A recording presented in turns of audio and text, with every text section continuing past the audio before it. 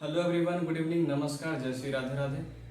बच्चों, आज के सेशन में हम लोग एक न्यू चैप्टर स्टार्ट करने जा रहे हैं और इस सेशन में हम लोग आज बायो का एक चैप्टर पढ़ेंगे जिसका नाम है how do organism reproduce.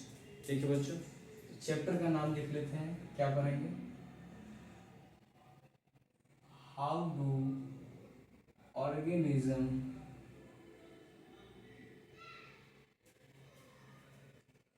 Reproduce.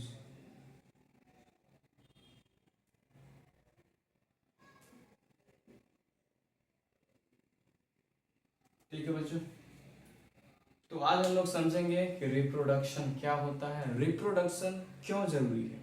ठीक है, ये दो टॉपिक आज हम लोग कवर करेंगे और फिर फर्दर आने वाला सेशन में धीरे धीरे करके हम लोग इस चैप्टर को कंप्लीट करेंगे। ठीक है, वीडियो का ड्यूरेशन ज़्यादा लंबा नहीं रखेंगे, छोटा ही रखेंगे। ठीक है, तो चलिए शुरुआत करते हैं।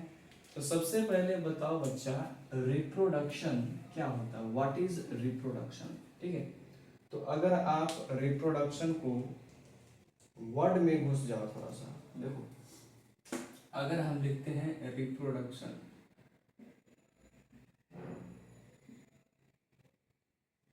ठीक है बच्चों, तो बेसिकली रिप्रोडक्शन में यहाँ पर हमको दो वर्ड देखने को मिल रहा है।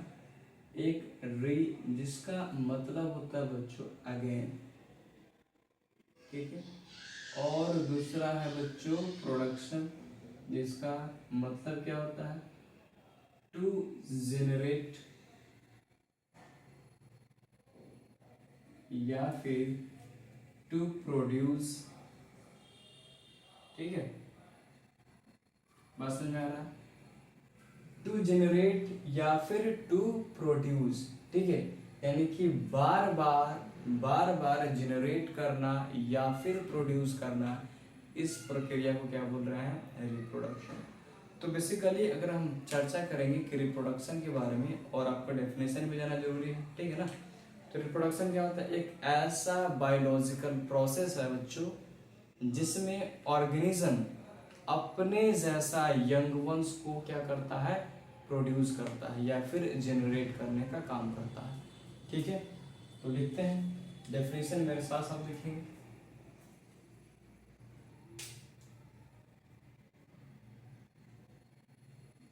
Reproduction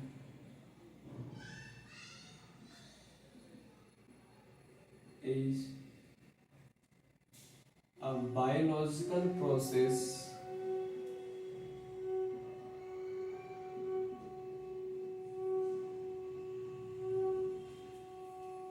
by which organism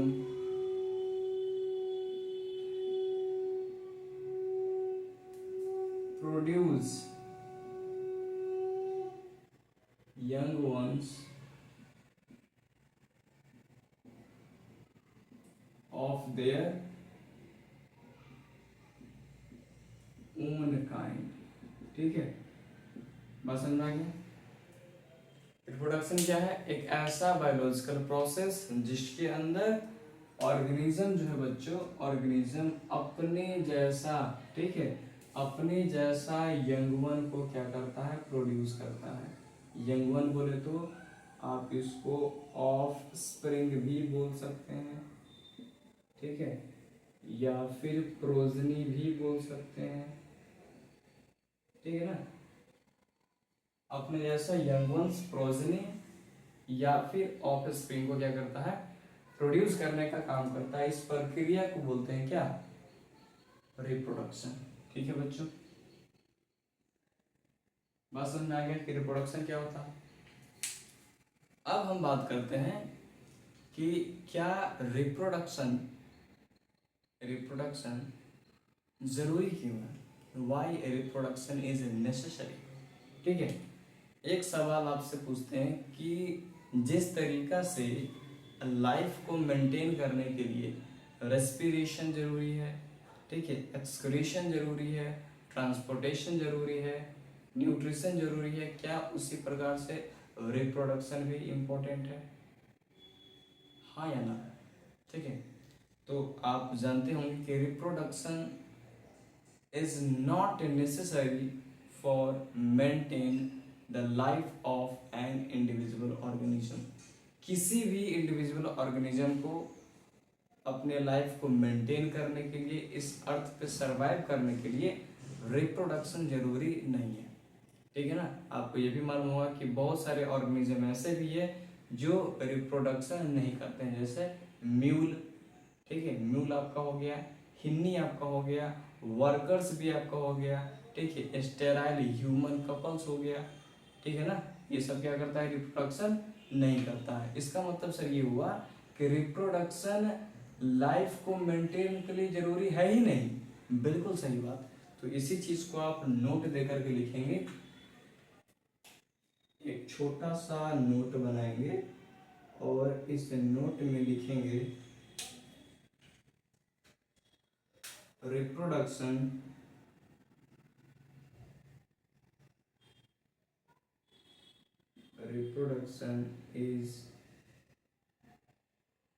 is not necessary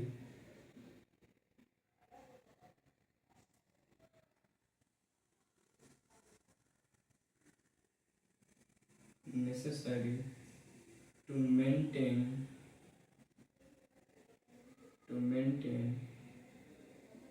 the life of indivisible organism।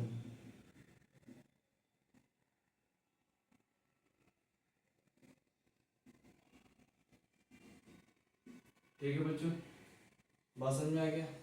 कौन कौन सा ऐसा ऑर्गेनिज्म है बच्चों जो रिप्रोडक्शन नहीं करता है, तो नोट पॉइंट सेकंड में लिखेंगे म्यूल, हिन्नी, वर्कर्स भी, ऐसे लिखते हैं स्टेराइल वर्कर्स भी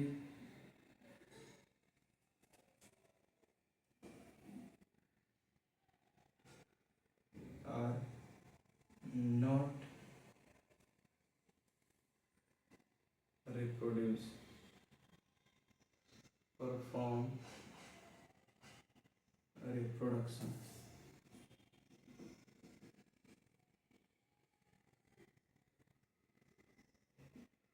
ठीक है, तो अभी तक हमने क्या क्या आपको बताया। पहला चीज कि रिप्रोडक्शन क्या होती है, ठीक है। तो रिप्रोडक्शन बच्चा दो वर्ड से मिलकर बना होता है। पहला री जिसका मतलब होता है अगेन, ठीक है, और दूसरा प्रोडक्शन जिसका मतलब टू जनरेट या प्रोड्यूस, ठीक है, किसी चीज को बार बार जनरेट करना, बार बार प्रोड्यूस करना, इसी प्रक्रिया को बच्चों क्या बोल रहे हैं, रिप्रोडक्शन बोल रहे हैं, ठीक है ना। तो रिप्रोडक्शन क्या है, एक बायोलॉजिकल प्रोसेस है जिसके द्वारा ऑर्गेनिज्म अपने जैसे, ठीक है, अपने जैसे यंग वंस को प्रोड्यूस करने का काम करता है। This is called reproduction.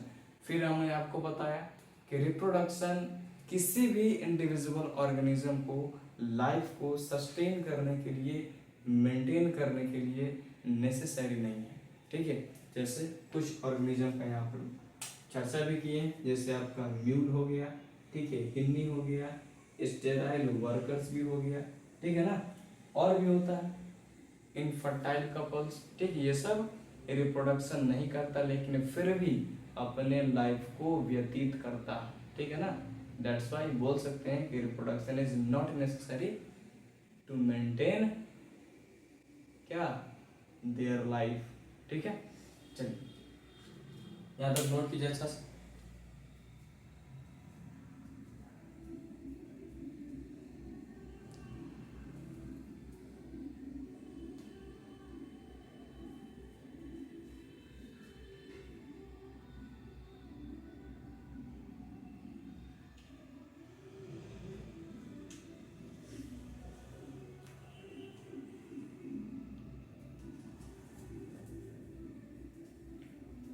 हो गया, डन है, डन डना डन। चलिए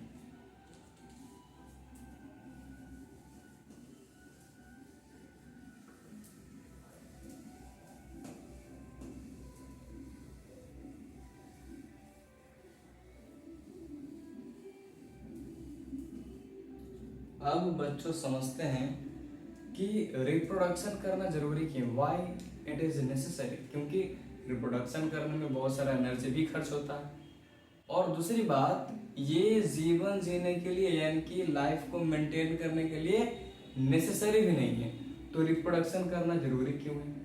ठीक है, इस बात को समझते हैं, और यही बात आपका एनसीईआरटी में भी लिखा हुआ है।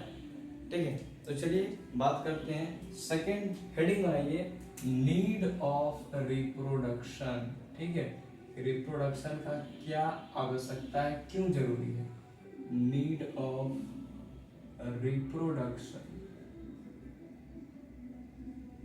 ठीक है बच्चों, तो इस चीज को ध्यान से समझना। तो अगर हम आपसे एक बात पूछे कि क्या आप अपने परदादा को जानते होइएगा, है कि नहीं, उनके भी पिता होंगे, फिर उनके भी पिता होंगे, फिर उनके भी पिता होंगे, है कि नहीं। अब आते हैं आपके दादा पर, आपके दादा हुए, फिर आपके पिताजी हुए, फिर आप हुए, फिर आपके बच्चे होंगे, है कि नहीं।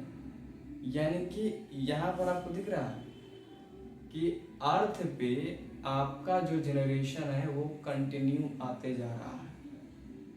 बात समझ में आ गया। ठीक है, तो बोल सकते हैं कि किसी भी स्पीसीज को या फिर लाइफ को अर्थ पर कंटिन्यू रखना ये रिप्रोडक्शन से ही संभव हो सकता है। ठीक है, तो पहला पॉइंट हम लिखेंगे,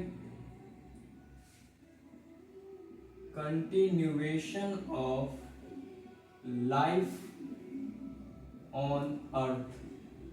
ठीक है, अर्थ पे लाइफ का कंटिन्यू रहना ये रिप्रोडक्शन से ही संभव है। अगर रिप्रोडक्शन बच्चा पार्टी रुक जाएगा देन लाइफ का कंटिन्यूएशन भी रुक जाएगा। ठीक है बच्चा पार्टी, कोई दिक्कत नहीं है। दूसरा प्रिजर्वेशन ऑफ स्पीसीज। ठीक है, बात समझ आ गया, प्रिजर्वेशन ऑफ स्पीसीज, इसका क्या मतलब है sir,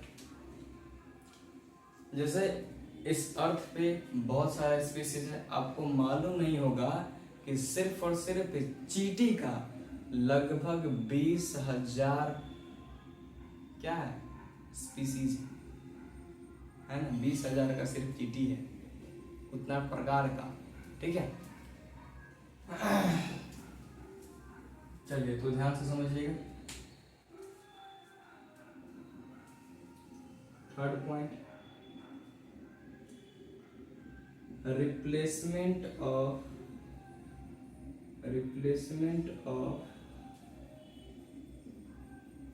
dead organism.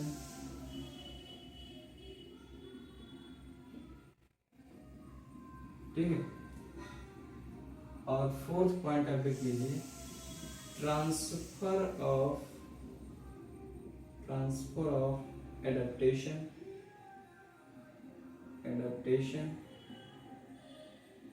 And variation from one generation to another generation। ठीक है, तो ये 4 पॉइंट है जो बताने की कोशिश कर रहा है कि रिप्रोडक्शन क्यों नेसेसरी है। पहला बात समझ आ गया कि अगर रिप्रोडक्शन नहीं होगा तो अर्थ पे लाइफ का कंटिन्यूएशन रुक जाएगा। ठीक है, आपको ये भी मालूम होगा कि रिप्रोडक्शन से क्या होता है, आपके शरीर में हर एक लिविंग ऑर्गेनिज्म सेल से मिलकर के बना हुआ है, ये बात सबको मालूम है। और सेल में एक जेनेटिक मटेरियल होता है जिसको क्या बोलते हैं, डीएनए। ठीक है, तो डीएनए ही जेनेटिक इंफॉर्मेशन को स्टोर करके रखता है जो कि ट्रांसफर होता है from one generation to next generation में। ठीक है, अगर डीएनए में कोई म्यूटेशन आ गया यानी कि छोटा सा भी चेंज आ गया तब आपको वेरिएशन देखने को मिलेगा। ठीक है, बस समझ में आ रहा, ठीक है ना। वही लिखा हुआ है फोर्थ पॉइंट की transfer of adaptation and variation from one generation to another generation. बात पकड़ में है। प्रिजर्वेशन ऑफ स्पीसीज समझ में आ गया है, रिप्लेसमेंट ऑफ डेड ऑर्गेनिज्म समझ में आ गया है, यानी कि जब एक ऑर्गेनिज्म का डेथ हो जाता है तो उसके जगह पर एक नया ऑर्गेनिज्म आकर के रिप्लेस के उसका स्थान ले लेता है, ठीक है। और ये किसके वजह से होगा, आपका रिप्रोडक्शन की वजह से होगा। अगर रिप्रोडक्शन नहीं होगा तो फिर नया ऑर्गेनिज्म ही नहीं आएगा, ठीक है। और नया ऑर्गेनिज्म नहीं आएगा तो ऐड नहीं होगा उस पॉपुलेशन के अंदर। बात समझ में आ गया। तो आज आपको हम क्या क्या बताए हैं कि सबसे पहला बात बताया था कि रिप्रोडक्शन क्या होता है, उसके बाद reproduction is not necessary for maintain the life of an individual organism, और थर्ड पॉइंट की रिप्रोडक्शन क्यों जरूरी है, ठीक है, क्या उसका नीड है, ठीक है बच्चों। तो ये 3 टॉपिक आज के सेशन में हम लोग कंप्लीट किए हैं, और फर्दर आने वाला सेशन में हम लोग जानेंगे अगले टॉपिक के बारे में, ठीक है। तो मिलते हैं बच्चों अगले सेशन में, तब तक के लिए जय श्री राधे राधे।